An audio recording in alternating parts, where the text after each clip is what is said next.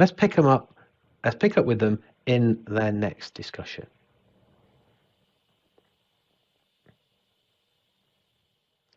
Hi, Harry. Hi, Larry. How you doing? All right. Are we going to get deeper in this conversation? Okay. No, joking apart, mate. How are you? I'm good. I'm good as always. I was thinking after the last discussion, I sometimes feel a bit guilty because stuff is going all right for me. I'm interested in hearing how stuff is going for you, though, bud. Slightly better than it was before. Well, that's good to hear. Well, no, it's better because it was terrible before. Oh, come on, mate. You have been doing okay, so it's slightly better. You must be doing all right. You must be being reasonably successful. Yeah, I have been. Thankfully, I am still making sales. I'm still talking to customers. I'm getting a bit more comfortable with it. And yeah, okay. It's slightly better than good. Good. No, that's cool. Like it. So what are you up to at the moment? Well, actually, I'm starting to get to position with some projects where I'm having feedback calls. That's brilliant stuff, mate. That's brilliant. Yeah, I took on some of the things you were saying. I think I can still do them better, but it's opened some opportunities and I've delivered, and now I want to find out whether people are getting value. How are you going to do that? I'm going to ask them. How? Well, I'm just going to schedule a call, video or phone. Probably video, actually, because I want to read the reaction. Good answer. No, I'm going to get a call, and I'm just going to pretty much ask them direct, are you getting value out of the project that we're working on? Close question. Yeah. Why is that? Well, I pretty much want a yes or no answer. Go on then, mate. Well, if they are, I'm going to say, brilliant. That's cool. Want to write me a testimonial? Can you become a case study? Is there anyone else that would benefit from the kind of stuff I'm working with you on? What if they say no? Well, I'm going to say sorry, because I will be sorry. But I will then want to dig deep and to understand why not. So I might ask why. I might be a bit more careful with the question. Well, how do you mean? Why people can become a bit defensive. So I might well ask one of the TED questions we learned back in the day. Oh yeah, TED questions. Tell me, explain, describe. Spot on, because it's the same as a why, really. They'll give me more detail and I can understand, and then I can do something about it. I can do something about it, and I can then kind of offer a way of dealing with it that I'll just bear the complete cost. And what I've found in the past as well is that if they're not, as well as offering, look, I'll deal with it, sometimes it makes sense to offer a kind of like a trade up, but I would never only offer that. I've got to give a free version. Sounds like you got this nailed.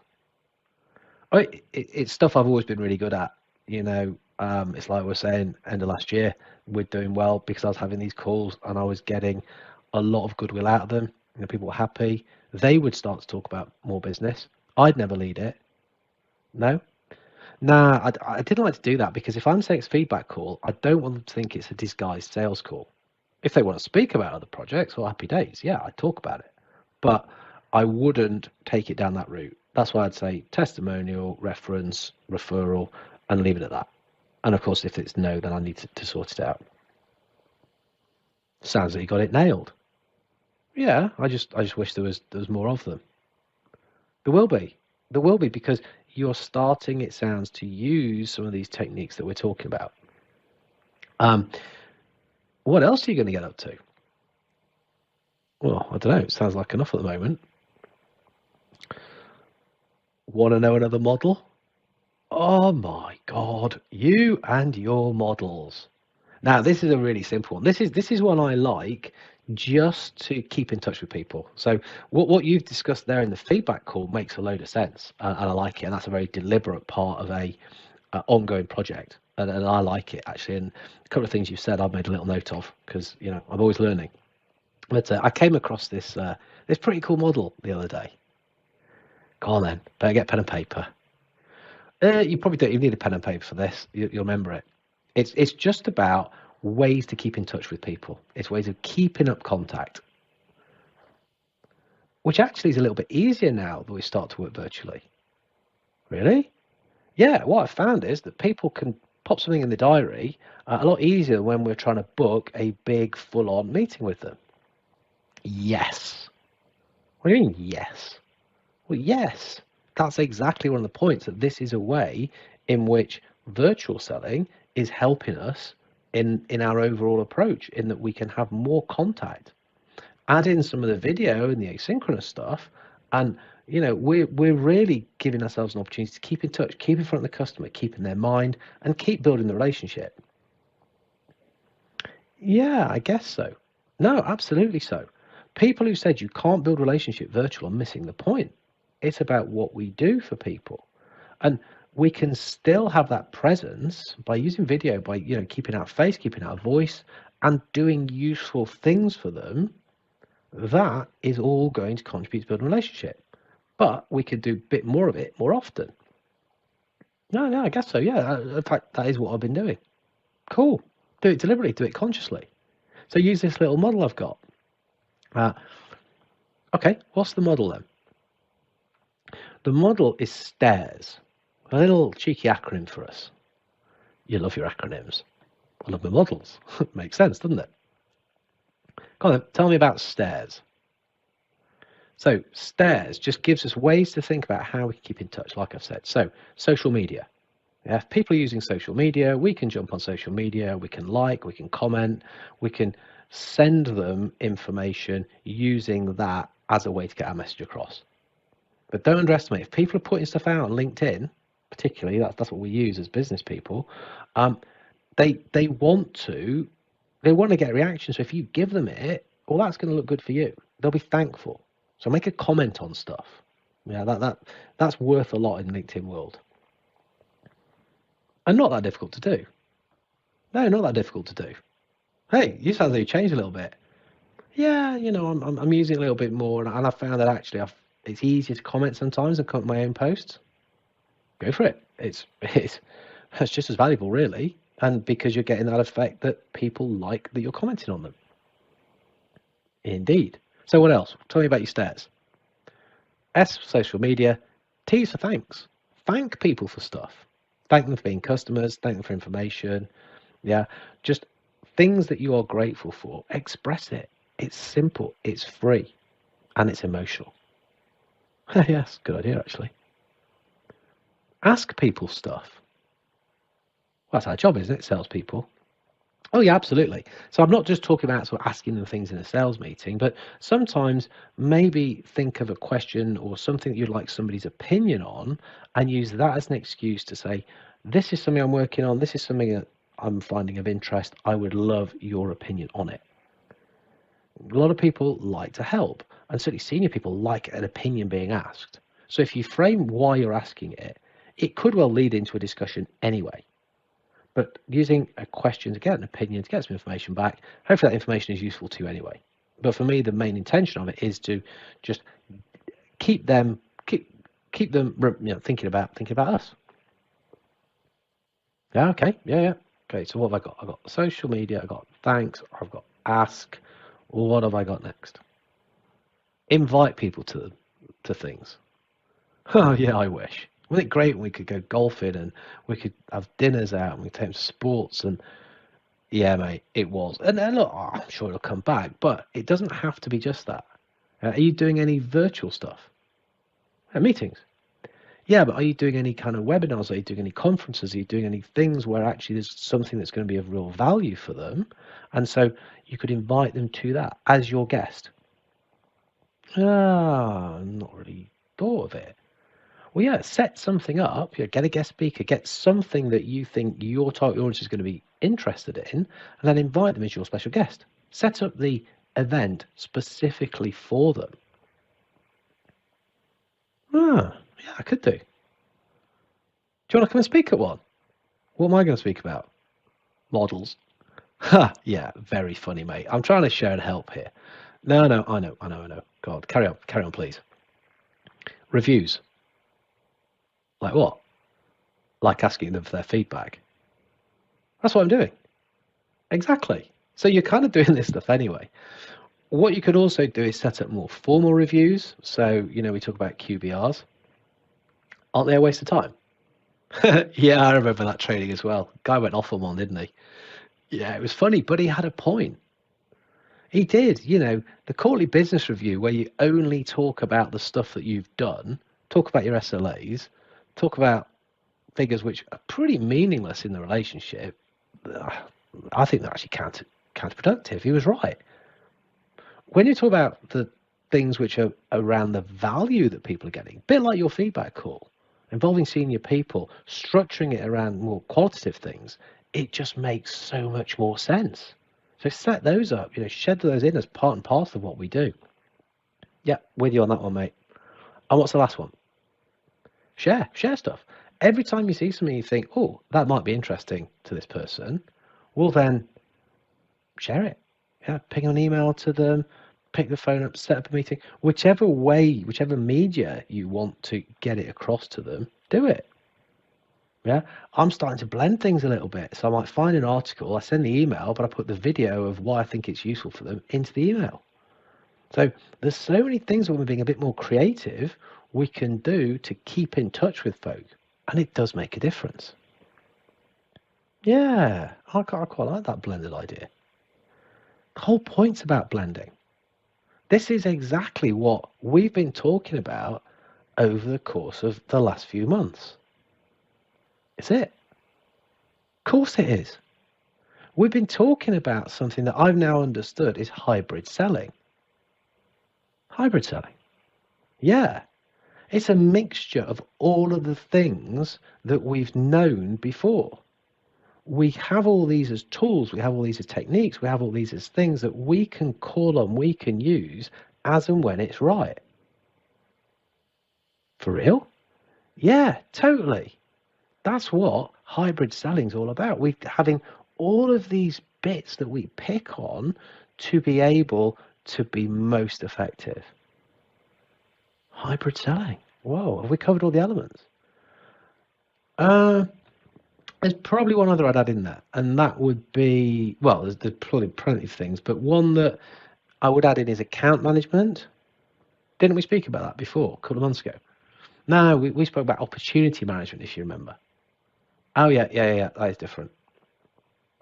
Yeah, so account management, this is that kind of bigger picture stuff where we're working with the account, we're working with the customer, and we're making sure we're doing the things that will really cement that relationship and make sure that we can maximize the benefits that we both get. So again, that needs a number of different skills, which some are similar to sales, but some of them are slightly different. Well, how so different? I'm not saying totally different. It's kind of same but different. But the ones which spring to mind are that our communication's got to be brilliant. As an account manager, you probably need to communicate at lots of different levels, lots of different people, different stakeholders, and we're talking inside the account and within our own organisation. Yeah, makes sense. I'll be with you on that one. I think we've got to be really expert in what our company does and our customer does, so that we can then really put a tailored offer together that aligns those goals, that works together towards that mutual benefit. Yeah, again, like the stuff we learned in partnering sales, collaborative sales. Yeah, dead right. We need a more strategic perspective. So I think a good account manager's goals tend to be a little bit longer term, rather than kind of just chasing the short term sales figures, if you like. It's, well, what are we actually trying to do with them at a broader business level? Yeah, again, agree with you on that one. I remember we talked about leading earlier on. I think leadership as an account manager is a key element. It's something that you definitely want to bring into play. Again, no arguments, mate. Well, so negotiation, I think, is important. It's important to salespeople, but certainly as an account manager, because if it's not, it could be negotiating on the regular basis of these are the terms and conditions, but more often than not, it could be a kind of a problem-solving type negotiation. It could be sort of dealing with conflict, if you want to call it that, and keeping up that win-win focus. Okay. And yeah, the results focus. So making sure we are delivering value, we're driving it for them. Yeah, no, it makes sense. Have you looked into customer success management? I've heard of it. Oh, I've been reading it a little bit. Oh, really, mate? Go on. No, it's about time you taught me something. Oh, no, that'd be well cool. No, look, I'm not an expert in it, but all I know is that it's a growing kind of discipline, if you like, where people are focused on what are the outcomes of a project. What are we promising the customer, and are we putting everything in place to make sure that happens? Because if we're not, why are they going to want to come back to us? If they are, they'll never want to leave us. So it's making sure that what we've promised, they are delivering on. And I know that some companies are actually setting up different roles, different job roles, which are pure customer success managers. They're going to make sure the customer gets what they want. Oh, that's pretty cool. That's what we do, though, isn't it? Well, it can be. It just depends what the company structure is. Either way, though, what I'm reading about this whole outcome focus makes a lot of sense, and perhaps as salespeople, we should know a little bit more. Yeah, sounds it. Sounds like that sounds like I've got a bit of homework. I want to know more about this.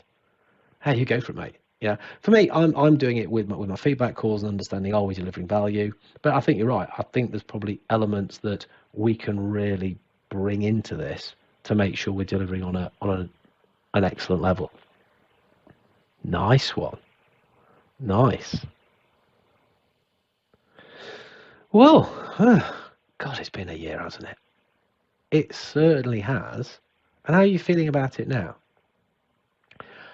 I'm feeling better than I did. Earlier in the year, I was very unhappy. I was very uncomfortable. I know that, mate. And I didn't like seeing you like that.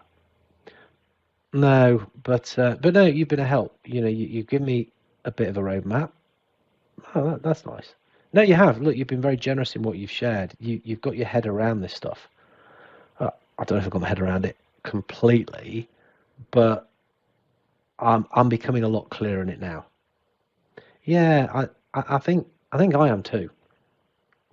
Well, what we're just saying, it's if we think of this as hybrid selling and we become hybrid sellers, that we try to understand all these things, that we get good at all of the elements that we potentially need to tap into to do the best possible thing for our customers, that will reflect back on ourselves and our own organization. That for me looks like the future. Hybrid sales seems to be where it's at. I think you're right. I don't think you can argue with it. Hybrid selling does seem the way in which we need to go. Well, let's go get hybrid then. Let's. And that was the last conversation that Harry and Larry had. Or certainly in the working together to get their heads around what they didn't realize was called hybrid selling. Now they've put a name to it, their conversations are ongoing, and they are far more positive. Harry keeps learning, Harry keeps sharing models. Larry, though, now understands why he needs to implement these and will take what Harry's sharing with very much an open mind. Both of them are working together to develop themselves. Both of them know they're not the finished product. Both of them are starting to look towards the future, and they both have a roadmap in how they can evolve. They're evolving by using essentially an evolve model. They understand the essentials. They are applying virtual selling skills, including video and social selling. They use opportunity management techniques to keep track of what it is they're doing with customers so that they can add value. They are getting more and more comfortable in leading customers.